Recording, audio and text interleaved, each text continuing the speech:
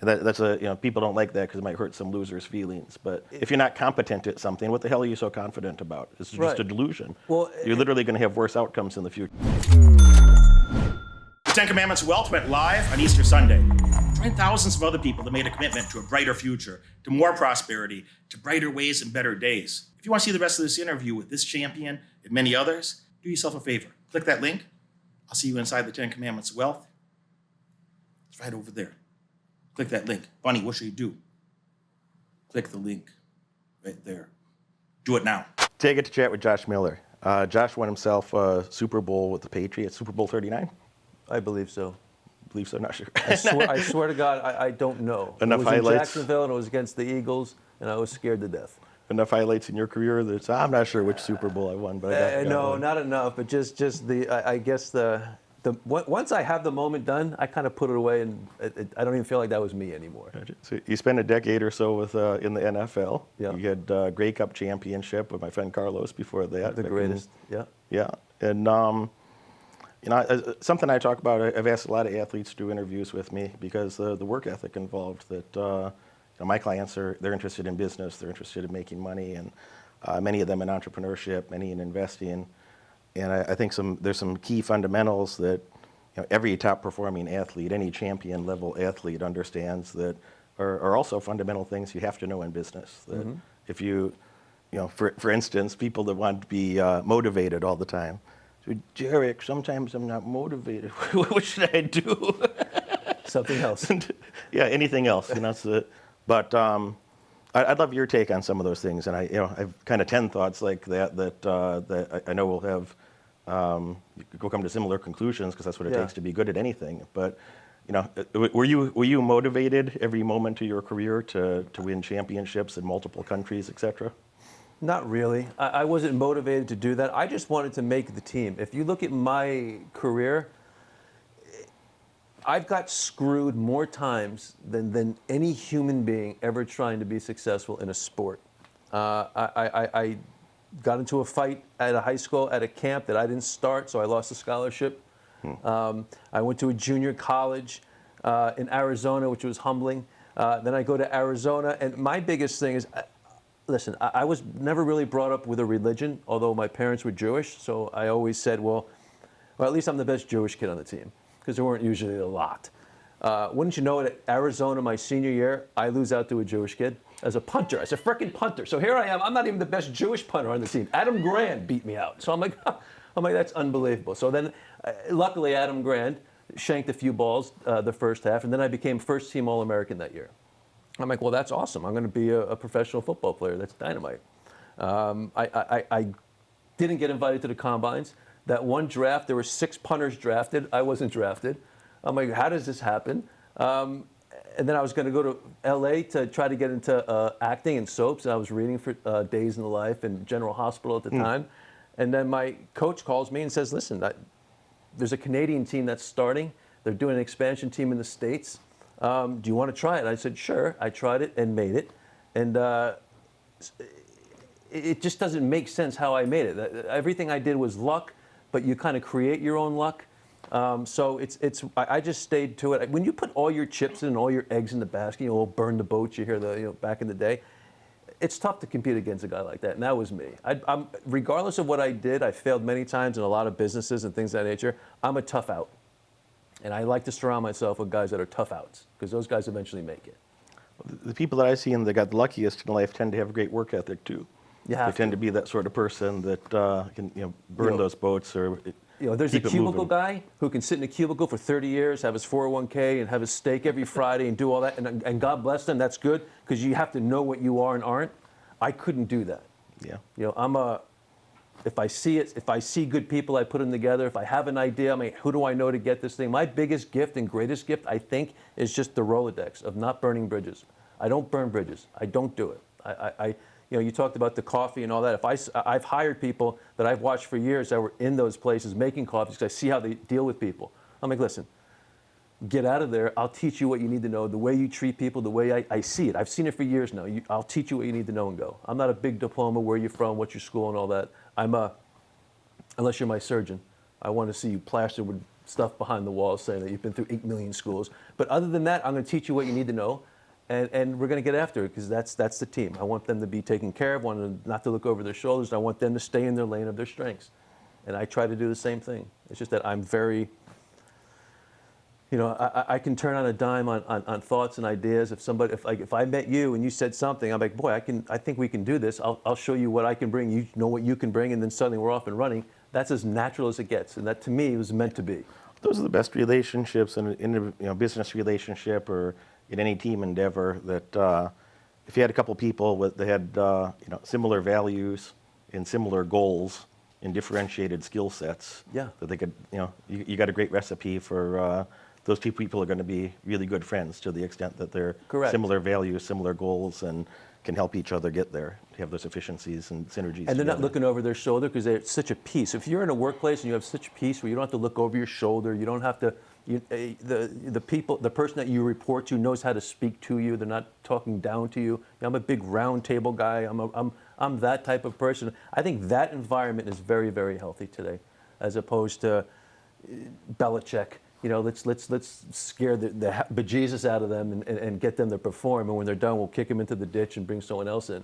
But he's successful and it works. But it's funny when you see his coaching tree, guys leave that and try to do the same thing he does, and that's not them. One size doesn't fit all. One guy can't do what the other guy does and be successful. You spent a few years with Belichick over there, yeah? Yeah.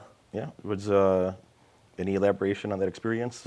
I loved it. I loved the experience. I think it took a couple years off my life of just sheer stress. I mean, but he's a great, funny guy, which makes him almost like, I always say this, if he fought Batman and Robin, he would have won. It would have been the only episode where they die. And Belichick, the Joker, whatever, won that one. Because well, for example, I went there, my first day there, I'm walking down the row of all the coaches, and I see rafts. I'm like, oh my God, there's a water park around here. My kids will love that. And then I'm like, where's the water park? I didn't see it come in. Like, what are you talking about? Everyone has a raft. They're like, no, we sleep on those. I'm like, what do you mean? It's like, twice a week, we don't go home. If the headband doesn't leave, we don't leave. I was like, oh dear. What the hell am I into? I mean, my playbook hasn't changed in 20 years. It's punt, catch it and kick. And I'm waiting until everyone leaves.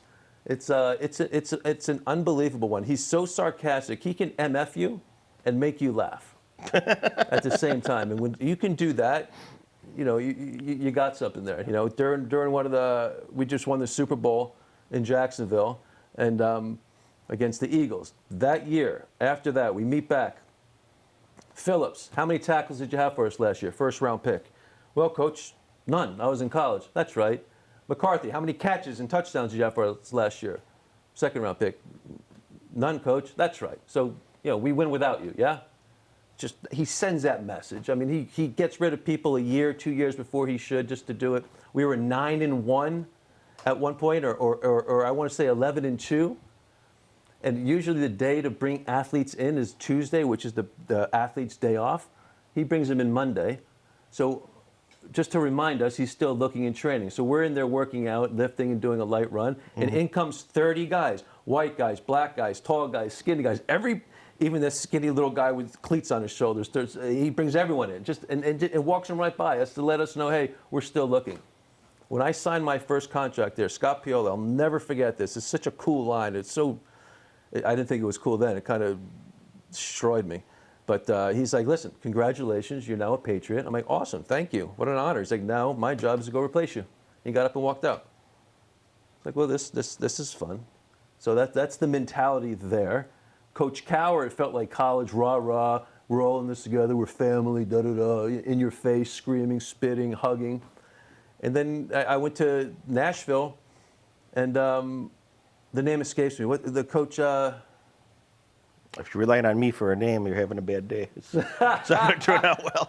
I'm the worst with names. He's the nicest guy in the world, and we lose at playoff game, and he's like, raise your hand if you didn't try. No one raised their hand, and of course that was his. But everyone has their way of teaching. Some do it in fear. Some do it. It makes it feel like family, and some are just laid back. It's just. It's amazing, that journey. The good part is that locker room, the guys, and who you meet, and those relationships. What gets the results consistently? What have you seen? Patriots did pretty damn good for a long time. Yeah, but it's a constant door, revolving door. So if there wasn't that ample supply of athlete, I would say if you're comfortable, but not too comfortable, like I'm a dad. My son's not going to call me Josh. I see dads that are like, oh, just call me Josh, call me. No, your son should be scared of you, but yet he should also know he can tell you anything. So it's that balance. I think that's what a coach should be. Like Coach Tomlin with the Steelers, he loses control of the locker room because he lets them do whatever the hell they want, and the guys are doing this and that, and that's his criticism. But at the same time, ask any athlete, who do you want to play for? It's Tomlin. So what he's doing is right. It's just that the older school guys don't like that he's doing that because they don't quite have that connection. I think what he's doing there is great. It allows the athlete to want to go to you. And when you have people wanting to go to your business, you're doing a great job, especially guys that are putting their bodies on the line and they still want to come to you out of all the other options. You're doing your job. So I guess what I've learned, and I guess the answer is, because of today's day, coaching has turned very different, and so is managing, where you have the Opus drinker, you have the Tito's drinker, and then you got the Bud Light guys. Opus has to learn how to talk to these Bud Light guys as opposed to just leaning on the Tito's, the managers. So if that Opus guy was able to work with those Bud Light drinkers and the Bud Light drinkers didn't think he was full of crap and being phony, that's a business. Because now these guys aren't looking to get to the next best deal. They're getting treated. They're rubbing elbows with the head guy. And what's rubbing elbows? He's being nice to him. That's what I tell my kids every day. I'm like, listen, do you understand how easy it is to be a kid today? Everyone wants to talk about how hard it is. It's so easy to be a kid today because all you have to do as a kid, and when you were a kid, when I was a kid, everyone was like this. But all you have to do today is be good at the shit that's free. What's free? Being polite, being nice, being prepared, looking someone in the eyes, following up, asking how they're doing. I mean, those are things that's free. That costs nothing. Today's kid, it's very tough to get that out of them. I'm like, just be good at that stuff. Someone will see it, and someone will take you in. When I think, I'm going to go back to coaching. I agree with everything you said about just having basic communication skills to, feel confident enough about yourself. You're doing something right that you feel confident to look another decent person in the eye, and it stands out. It's just simple things like that of keeping your word. Crazy ideas, keeping your word, do the things you said you're going to do, be reluctant to make commitments, but make sure you follow through on them consistently. I just said the same thing 3 times. I know that, but it's that damn important. Yeah, it is that damn important. And then, if you had, there's this crazy idea that everybody's supposed to have such great self-esteem for doing nothing. And I think that's an absurd idea. I think that a person who, you have no right to feel confident if you're not competent at anything.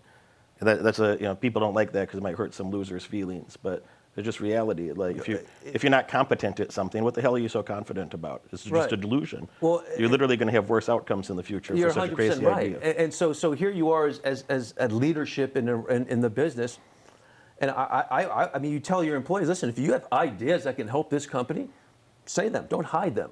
I want you to grow. I want you to have your idea. I want you to see we're implementing your thoughts and ideas, because right now on your lane, you know exactly what is needed, what has to happen. But if you keep it to yourself because you're scared to make a mistake, you're not doing yourself any favor. So I really go back to, my thing is this: if you can't, God, I don't want to sound like that commercial, but if you really don't love yourself or like yourself, you cannot possibly lead.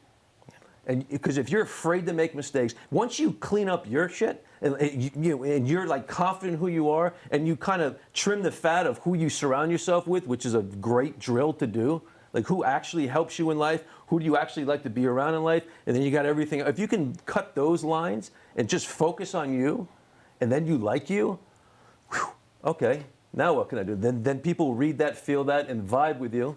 And then you're in the workplace where, like, okay, I have trust. They're letting me expand myself. This isn't a place you're going to grow with the company that way. I was living on my coach's living room on a mattress. I ended up like just bouncing at a bar. I'd been a cop. I quit my job. And Derek Moneyberg presents the 10 Commandments of Wealth. Took the gamble on myself to become a successful professional fighter and make it to the UFC or Pride, and at the time. And am I making a sacrifice right now? or am I just investing in a better future? So it's easier for me to do those, to make those decisions when I think about it is that, Yeah, absolutely. And now that you mention it, having to actually really process and think about it, I think that word sacrifice is kind of like, I believe it's the word that the ones at the top kind of use to make everyone else feel better about it. Because when you're at the top, now you realize that was an investment. Was everything just golden and easy and handed to you, or do you have a little struggle yourself along the way? No. Yeah, in 2013 and 2015, I was living out of my car, full time, and I was too proud to ask for help. Like, how ridiculous is that? You're living out of your car and you think you know it all. And 2015, that's when I kind of I knew that I didn't know it all. So why not find experts in that and really shortcut that? I thought I was going to just chip away. I thought I was just going to read books till I was an expert. I never really talked to anyone that actually did it. It's been about a week since I've joined the 10 Commandments of Wealth program, and there's so many interviews that are offered in this program. I'm inside the Derek Moneyberg 10 Commandments of Wealth program. This is an awesome program that you're gonna love. I'm gonna use the principles and the knowledge from this program to help me boost my leads in my marketing firm. Buy this program, it's a wonderful investment for your future. You won't regret it and you'll absolutely love it.